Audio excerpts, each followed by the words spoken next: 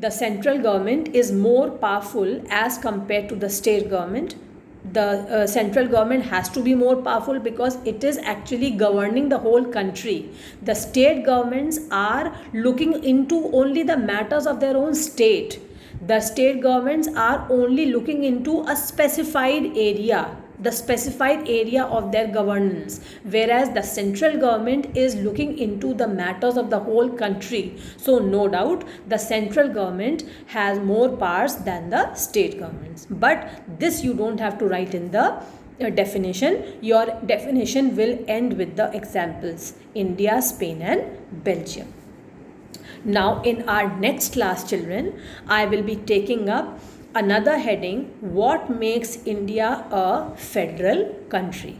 Now let us quickly revise what we did today. In the starting, I told you that in Belgium, the powers of the central government were reduced and these powers were given to the regional government, but these powers could be taken away by the central government.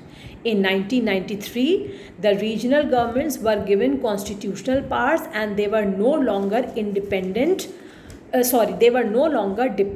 on the central government. So Belgium changed from unitary system of government to federal form of government. But in Sri Lanka, still unitary system of government exists. Then secondly, I told you what is federalism. Federalism is a system of government in which the power is divided between the central authority and various constituent units of the country. Remember this definition, this question you will have to write in your copy. Question is what is federalism and the definition is the answer. So as in our country, India is a federal form of government, you can say, because India is divided into so many states, the whole country is divided into states and the central authority is there, the union government is there and various constituent units of the country are there, or you can say different states are there and all have their own system of governance. Then federation has two levels, the union level or the central level and the state level. Then these levels are independent of the central government. That means the central government does not interfere in the matters of the state. The state government has their own independence as far as administration is concerned. The union government does not interfere in the matters of the state. Then I told you what is the difference between unitary form of government and federal form of government. In unitary form of government, there is only one government, or either there is only one government or the sub-units are under the central government. The central government can pass orders to the provincial or the local government. Whereas in federal form of government, the central government cannot order the state governments to do something. The state government has its own powers and is not answerable to the central government. So these differences you must remember, they are very important also.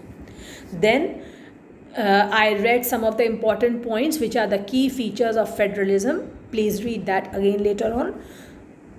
Then types of federations. Here I told you, you have to write two questions in your copies. What do you mean by coming together federations and what do you mean by holding together federations?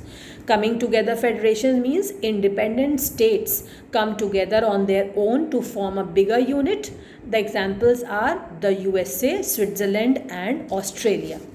In holding together federations, a large country decides to divide its powers between constituent states and the national government. Example, India, Spain and Belgium.